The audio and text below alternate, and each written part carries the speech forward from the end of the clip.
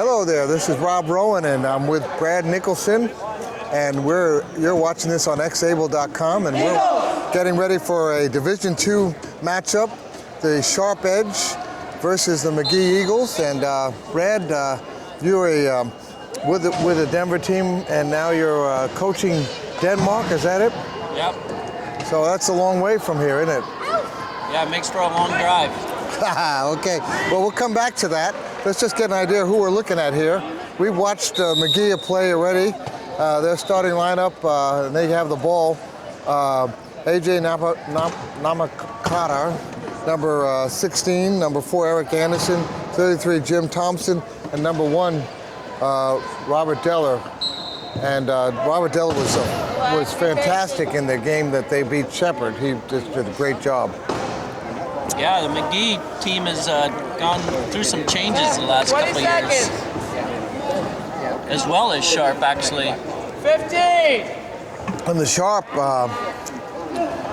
they actually lost the game. 9, oh. 8, 7, Look, the pressure's 6. on, and turnover. The Sharp Edge has made a turnover. Oh. They're led by Andy Cohn, who is on the USA team. He's a two-pointer. Delman Dunstan should be out there, number 10. They have number 8, Sam Glore. And who else we have out there? Can't Dan see. McCauley. Dan McCauley, right. He's a veteran. He's played USA team. Right. Played in 94 and 95, and he's been playing since 1990. And Dunstan with the ball takes it in and scores, and there's the first turnover, results in the first points of the game for the San Diego team. Right, San Diego Sharp, and that is? Oh, there's San Diego. Sharp, yeah. Down there in the area of San Diego Naval Base and all that. I wonder if we have any naval energy there. Watch the line. Be patient. Get it over. It's a team that's been together for a long time. Yep. 3-time national Oh, champions. another turnover for Philadelphia. Corner, Brian. Go to corner. Now, the Sharp lost their first game, and they were beaten by a number 7 seed Minnesota beat them. Is that what happened in the first game? I think. I didn't see it. That's what surprised. That's what I heard. So you. A lot of veteran players on the Sharp team. It's surprising that they went down to Minnesota. All right. Well, Philadelphia is going to recover the ball, and they've had 2 turnovers, but now they've gotten 1 back. There you go. Oh. Can he get there in time? It's going to be close. Yes. Oh, that was good hustle there. Jim Thompson, coach of that team. You got all the rosters there good. So, well, so Denmark is how they do in Europe in their conferences. They only came in 10th at the last European Championship.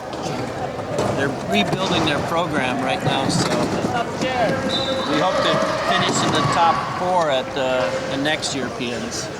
Okay. And what is it required for you to coach a team that far away? How much time do you have to spend in Denmark? I've been only going over, like this year, I'll go over 4 times, run 4 training camps. I usually go over for a couple weeks at a time. Okay. And, work with their club teams when I'm not with the national team program. Well, you see a few American coaches who are working with international. Good seal, Keith. Good seal. And there's the score there. Magee. You have Joe Soros with British team. Yep. And I think there's another one. Isn't there another American coach who's coaching over there? I'm trying to think of. Terry Vineyard was coaching Australia, but he's not anymore. Okay, well that's not exactly Europe either. It's a little bit on the other side of Europe, but there's a Canadian Canadian national program coach. sounds like he's going to be coaching in Sweden. Oh, okay. Not sure it's a done deal yet, but Who are we talking about? his name's Marco. Marco's going to coach Marco Di Pietro. So who Not would sure how to pronounce that name. but- Di Pietro. So if Marco goes over there, I thought Marco was the head coach for the Canada team. No, I don't think so. Okay, no, okay. I don't think he ever has been, but he's been with that national program for a long time. Because we saw him at the Demolition Derby and at the Knock and Roll. So Andy Cohn with a nice, easy score. Now, Andy played with the Phoenix team, didn't he? Wasn't he one of the Phoenix people who left? Yeah, and a very highly competitive team. Must be a lot different for Andy playing in Division II now. Yes. There you go. All the way, all the way. I met some of the people from the Arizona outreach. I had breakfast with them this morning, and they have a lot of fun playing. And I we were talking about them. I said, what they were. There you go, Brian. They come in they call them the Outcasts, Phoenix Outcasts, the Arizona Outcasts. They're number 6 seed, but they're having a ball playing with each other. You could tell the energy around the table, the fun they have, and I think they. Six, Rob, stay deep. Stay deep. They got a timeout there. They forced them to use a timeout. That's their first timeout. Brian, nice job. Nice job on him. Yeah, Andy's a little frustrated, didn't have an outlet there. Yeah. Yeah, that's. Now the Sharp just got edged out into Division II. They in sectionals, isn't that right? They. The University of Arizona team transferred into their section, bumping somebody down. So. And if University of Arizona hadn't, they might have taken Texas out, and the Texas would have been in Division II. So interesting how things could have worked, right? With Texas showing up at sectionals without there's one of their star players, Zupan, they could have happened. So. Yeah. And coach was gone in Beijing, and so interesting. But so it's the number 2 seed Sharp against the number 5 seed, and having lost to a number 7 seed, they need to win this game to have any sort of self-respect. This guy down with Dunston, he's a great player. He played on the 2007 U.S. team, but he's new to the game. He's fairly new, yeah. He went down to Rio, I guess. Yeah, Brazil. He was on the Brazil team that won. He's a good athlete.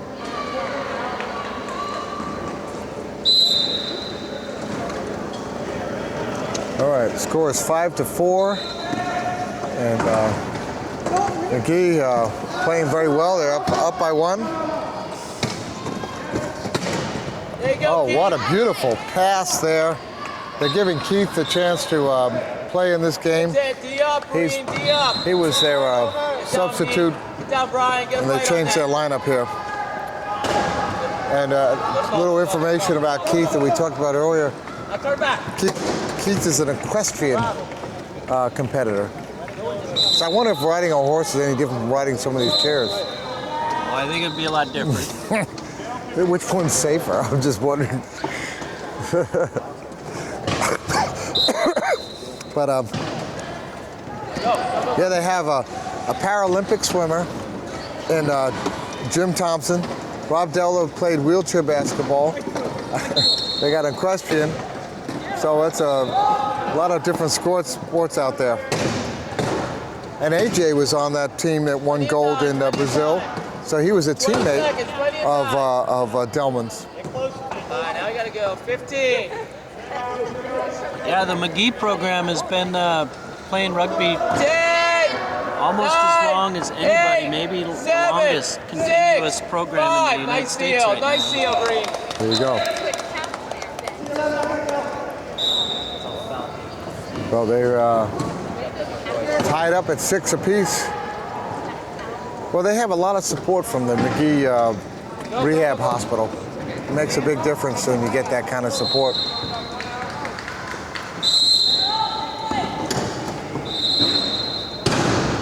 Yeah, they've only been on the national team for the last maybe 4 years. Oh, a turnover there. San Diego Rob Dill just did not, like he was moving without the ball, as they say, in a hand just didn't get a hold of that one, and that's a 8-6. 2-point lead for San Diego.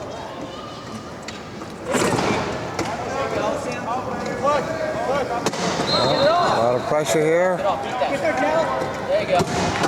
All the way, Rob. Nice job. Nice hits there. Nice job. He's tough. He pushes with a lot of power. Yeah, he's tough. Big A man. couple hits there. Yeah. Didn't let him stop him at all. Is he the former basketball player?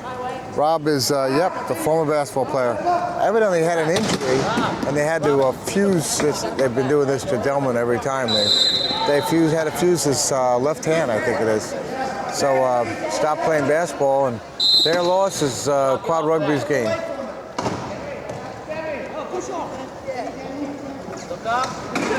Yeah, we were ex-able covered the college wheelchair basketball finals at the Oklahoma State University. It was great fun. Jimmy. Nice play, Jimmy. I love the sport of basketball, and it was great to be there and see the best that there is in college level. And we had an interview with Matt Scott. I don't know if you know Matt or heard about him. They did a Nike commercial on him. Yes. Really great fun. Yes. Whoa! Nice job, Bree. Nice job, Bree. Oh wow! So there's a turnover. Oh, they called the timeout. He's good that he did that.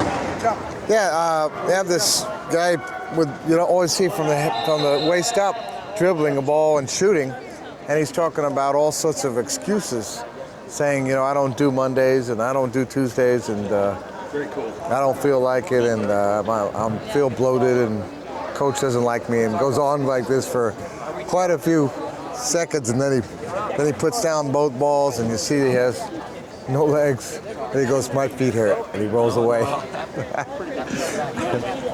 So we had a chance because he played with the Wisconsin team, and he was a player of the game. So we actually interviewed him, and we did a little talking about that. So we separated that out to a separate interview. It's so great. All right, here we go. Good sense of humor, huh? Oh yeah. Well, it's an attitude. It's an attitude that you know about from this sport.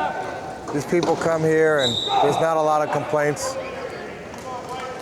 A lot of these people we're seeing at the hotel where everybody's staying. Kentucky educators. Oh, look at that.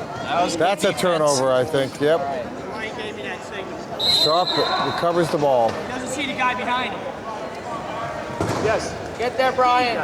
These educators there at our hotel, you see them and they're looking at these people in the chairs and they're going, okay. Must be a convention. Yeah, they don't get it. They don't know what's going on. And I'm just waiting for one of them to say, oh, that's so cute, or something like that. Or so,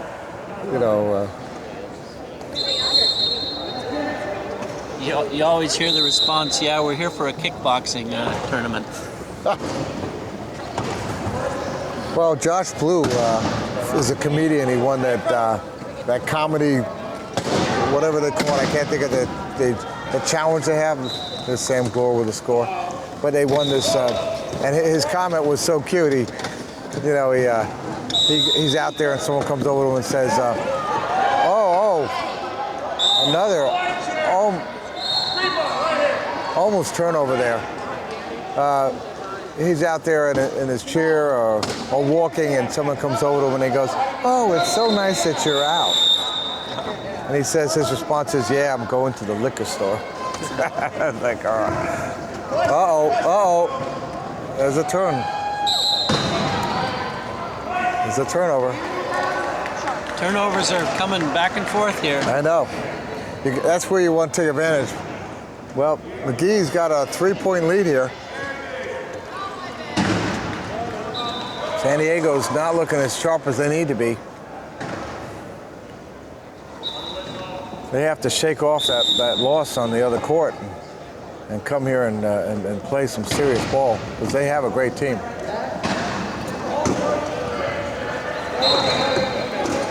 And of course, one. Yeah, they're a little hesitant in. Looking at maybe the coach. they don't play together as often as they need to. They keep looking at Troy, their coach, Troy McGurk, and trying to Like, what do you want me to do here? Andy forces his way in, and there's the score. So Sharp's made up one of that points with this turnover jamboree. I think he just gave it to the wrong side, didn't he?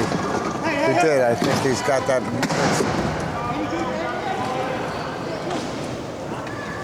With 40 seconds left in the first quarter. If Sharp can run this clock out, it'll be a big advantage. Yeah. Oh, nice pass. There's Keith, and he's going to score. 25. Does he have that right? They left him enough time to score. Is that the score right? Isn't it? That side gets the. I'm not sure he understands, but we'll see. Down with Johnston. He's got about 13 seconds. No rush here. San Diego's pulled back to score the last goal. Okay, what do we have here? Penalty. What do you have as a score there? 12-9. Okay, so it is right there. Okay.